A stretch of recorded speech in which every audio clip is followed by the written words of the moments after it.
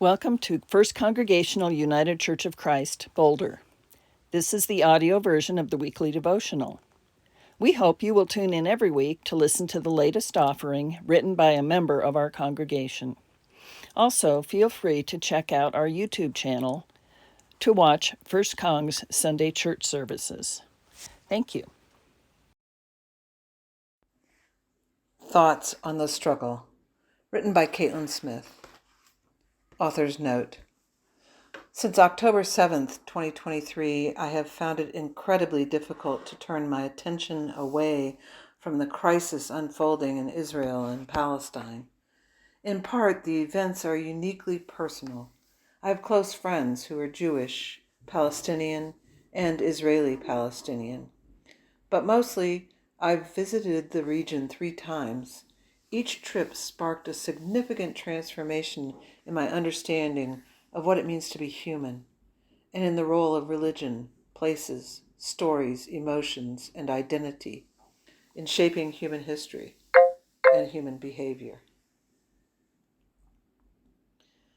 Just after 7:30 p.m. on March 14th, 2016, I gathered with 58 of my classmates at the edge of the Western Wall Plaza and tried to listen to our guide.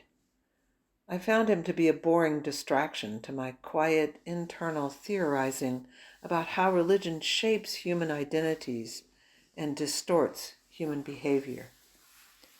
I meandered away, fixing my gaze on the vertically stacked white stone bricks set below a towering gold dome, a combination that has shaped lives, narratives, religions, and wars for centuries. We humans, I reasoned, are wired to become intertwined with our surroundings and to tell stories. Stories of being farmers, carpenters, fighters, healers, or teachers. Stories of survival, heartbreak, hope, faith, betrayal, or triumph. Stories of the events that shaped our lives. Stories about the elements, gods, lovers, or rivals who threaten us, empower us, or quietly shape the forces we cannot see or control. Eventually, I saw the group disperse across the plaza and quickly caught up. I wrapped a scarf over my head and slowly made my way to the wall. As I did, hushed tones filled my ears and settled my soul.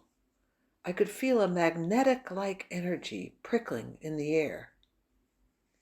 I stood at the base of the wall, just next to the fence separating the men's and women's sections.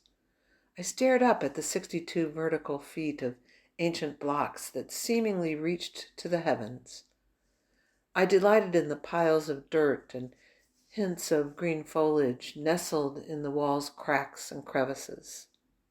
Scars and souvenirs marking the thousands of sunrises and sunsets the wall has witnessed, the centuries it spent buried underground, and the untold number of prayers, tears, hands, and whispers it has absorbed. I turned and watched those around me. They scribbled prayers on tiny slips of paper and tucked them into the cracks. Some held Torahs in their hands, open to prayers that captured their truths and whispered them to the wall. Some cried, some swayed, surrendering to the energy and needs of the moment. Some closed their eyes, bowed their heads, and silently prayed. Some placed their hands on the wall, using it for balance, strength, or a direct connection to a cornerstone of their identity. I imagined prayers for the rigors of humanity that afflict us all. Prayers for grades, promotions, or external successes. For sick or struggling loved ones. To heal heartbreak, betrayal, or grief. To find companionship or romance. To solve financial problems. To bear children. To understand our children or loved ones. To find our passion. To know and accept our true selves.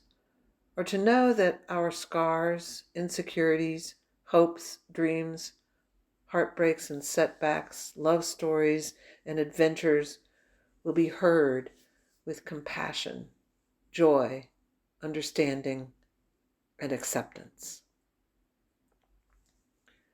I stood transfixed for what felt like an eternity. My brain returned to my earlier theory on how religion shapes human identities and distorts human behavior. Eventually, a light bulb went off. We crave spaces for our souls to be heard, for the raw, unfiltered, and inexplicable realities of our experiences to have an outlet. Religion gives us physical spaces, rituals, communities, and stories for our humanity to be heard. We crave it, return to it, fight wars over it, build or end relationships over it, design ceremonies around it, and anchor our identities around it. We do these things because having our humanity heard and explained gives us the strength, resilience, and grounding to keep breathing, grinding, building, striving, and hoping. To witness humanity's darkest evils and awake after another sunrise, determined to rise above it.